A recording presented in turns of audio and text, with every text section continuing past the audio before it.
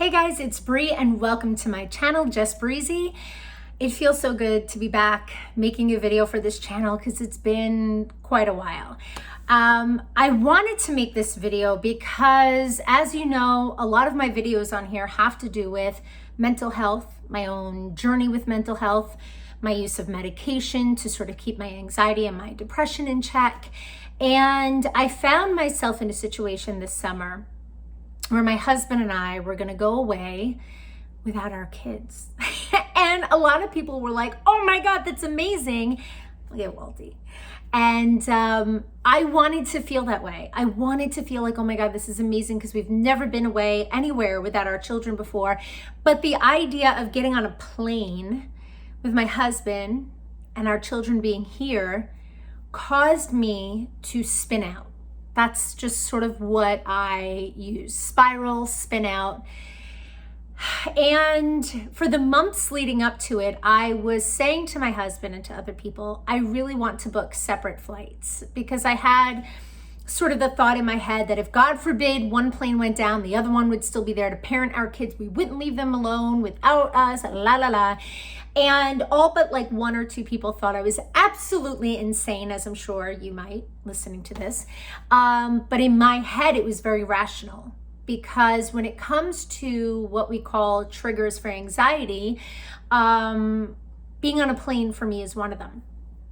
It has never stopped me from going places. It has never been an issue up until September 11th. And since that horrendous day, being on a plane for me is torturous.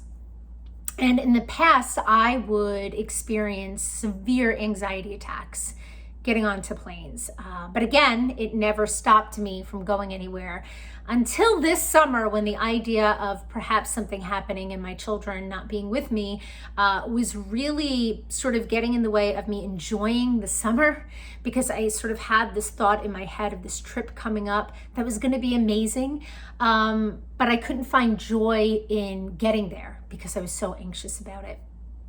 So probably about a week before the trip, I started having vivid nightmares of us dying in a plane crash, of the plane crashing, and I would wake up like, oh my gosh, and it would just sort of add to this thought, this truth that I had in my head that something god-awful was going to happen. A day or two before we left, I was at the car wash getting my car washed, as you would do. And I started to think about getting on the plane. And one little thought led to another, connect the dots of all the negative what ifs thoughts. And I found myself at a car wash having a terrible anxiety attack, one that I haven't had in a couple of years since I've been on Effexor. And for me, and I've explained this before, it starts with sort of the psychological thoughts and then it goes to the physical symptoms of it. And I get very, very tight in my throat where I feel like I can't breathe. And I start to almost like hyperventilate and I start to cry because it's a terrible feeling, and I start to panic and it just spirals. And thank God I had my glasses on because no one around me, at least I don't think, they knew I was crying, probably did. And I called my husband and I was just like, I don't think I can do this. I don't think I can get on this plane.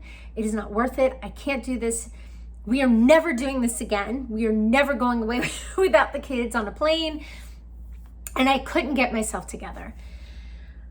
I found myself later that day reaching out to one of my very best friends who has similar experiences with her anxiety. And I went to her house and I was sitting there with her in her kitchen, and she just hugged me and she made me tea and she listened to me and she understood and she made me feel like I wasn't crazy. And then she said to me, you didn't call your doctor, did you? Because she had said to me a few weeks prior, call your doctor. Like, your doctor suggested Xanax for you in the past for specific things and you declined. Call your doctor. And I didn't. And she had said to me, I have Xanax. And I'm not by any means am I saying use your friend's medication. However, in this circumstance, It was the same dosage, the same medication that my doctor was going to prescribe to me, and I just didn't want them to do it because I have this fear still of taking any prescriptions that may have some sort of addictive quality to them. Because if I'm being honest, I don't trust myself. I don't trust that it won't turn on some gene in my body, a whole other set of issues. So I just stay away from certain things. And she said, listen, your doctor said, here's 2. Take one before you get on the plane to go. Take one before you get on the plane to come home. What are you doing to yourself? And I took it home with me, and truly, even up to that morning of going to the airport and sitting there, I didn't know if I was going to take it. I honestly thought in my head that an outcome would probably be that I wouldn't get on the plane, that I just wouldn't get on the plane, that I would say, I'm sorry, my husband, my other family members that were going would go, and maybe people would be mad or disappointed, but I didn't think I'd be able to get on the plane. So I decided, I looked at it again. It was like, tiny, super low dose.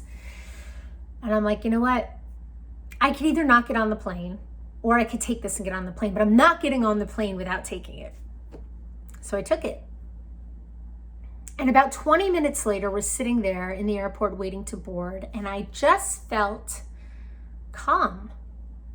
I was kind of checking in with myself, and I was like, usually at this point of being at an airport, it would start up, like the thoughts, the anxiety, and I felt calm.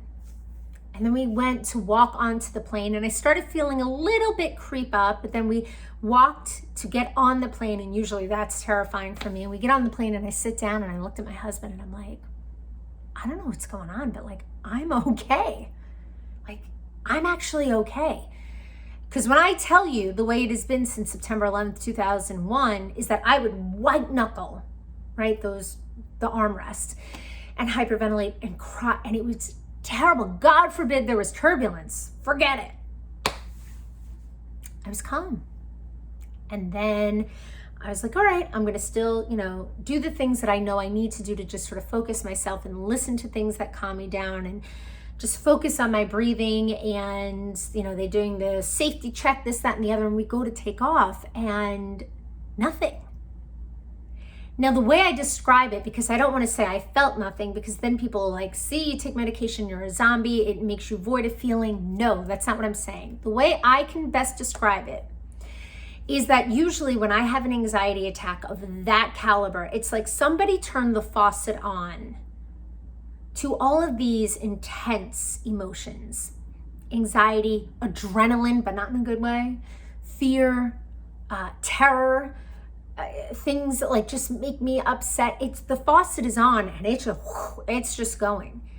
And what Xanax did for me was it was like somebody just turned that faucet off. So I still felt excitement for the trip. I felt hopeful and happiness that I wasn't freaking the hell out. But that faucet, that sort of emotional valve was just turned off. And all that negative fight or flight or fright or flight, whatever that is, didn't exist. And I was almost like, what in the hell is going on? We even had turbulence, guys, turbulence. Now, I wasn't like I was a fan of turbulence. And part of me was like, I really hope this isn't the beginning of us, plummeting. But I didn't go into this panic of I don't have control and spinning out. I was able to just maintain calmness. My heart rate, I don't even think changed. It was like, we're good. And what happened was it didn't take away the thought that the plane could still crash whether you're calm or not, but it didn't allow me the opportunity to obsessively think about that, because that faucet was off of all those emotions. I was able to just sit back, chill, watch a movie, Good Will Hunting. Gotta love Robin Williams. But it was amazing. And then what happened was we got to our destination. We had a wonderful time. I wasn't gloom and doom thinking about the trip back, because I was like, I got this. Took the Xanax to get home, and it was the same experience. Now, before I had left, I had very, very well-meaning people in my life, family and friends, that would say, the chance of you and Mike dying in a car crash without your kids is much higher than you dying in a plane crash without your kids. Here's the thing that I know people don't fully get unless they experience it. And again, it's all well-meaning people, but that doesn't help me.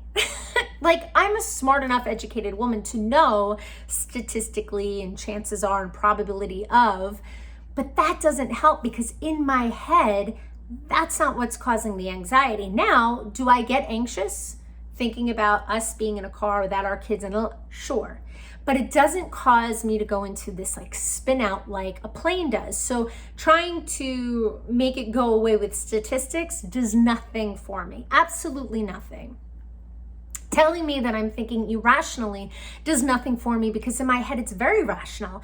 Because I'm not thinking, oh, I'm leaving my kids and I'm going away and a two-headed dragon is going to come down and take them off to a fairyland and I'm never going to see them again. Like, that might be irrational. I would agree with that. But to me, dying in a plane crash with my husband, that's rational because that's happened to people. So telling me it's irrational probability does absolutely nothing to help my situation. And I shared this because if it did, I would so read the statistics, right? And I would so focus on rational thinking. But for me, just like I've expressed in the past about certain situations, I need help. I need help. And I'm not afraid to say, I need some help. Mama needs a little, life preserver thrown. And it was a situation where I truly almost ruined a beautiful vacation to watch my sister-in-law get married, to enjoy time away from my children that my husband and I have never had. I almost ruined that because I was afraid, not of asking for help, but afraid of taking something that truly my doctor said was safe for me to take because of my own fears. Now, are my fears real? Yeah, I think so. I think they're real. I think that when you have addiction in your family, that you need to be more mindful of the choices you make. But I also realize that there are situations in my life, and I'm sure in yours, if you're watching this, I'm sure it's because you've either taken Xanax or thinking of taking Xanax, or you're having difficulty with your mental health. There are situations where you have to say, do I want the situation more than owning my fear? Do I want to experience life more than sitting at home and saying, well, at least I didn't take something that maybe, possibly could affect me in this way or that. Now, I also think it's really important because so many of you over the past couple of months have commented and emailed, and I so appreciate that. I love that people feel comfortable sharing their experiences with me and asking me questions, and I am an open book.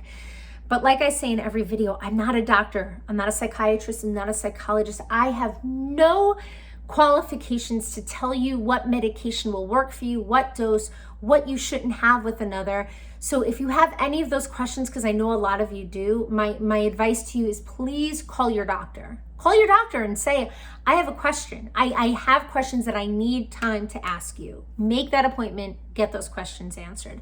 I also realize that I am very fortunate in that I have found relief in first Lexapro and then changing to Effexor to really address my depression. I have found a good fit in medical intervention for me, that I found Xanax to be extremely effective in this specific situation. And I know so many of you out there don't have that same experience. You've written to me, you've commented that you've had terrible side effects, that it just wasn't the right thing for you. And in that case, I say, don't give up on your happiness, your quality of life, the things that you want. Listen, it's not just Lexapro or Effexor. It's not just Xanax. There are other medications out there. There are conversations to have with your doctor. There are other opinions to have from medical professionals. Don't give up on yourself if the first one or two things you've tried aren't a good fit. You're worth more than that. Simply put, you're worth more than that. But listen, I hope this was helpful to you for me to just share what my first experience was like with Xanax. And I hope that whatever you're going through, whatever brought you to this video, that you find some relief, that you find some peace, that you have support in your life. And please always know that you can find that support here. Comment in the comments section. And I love you guys so much. All right. Thanks for watching. Have a great day. Bye.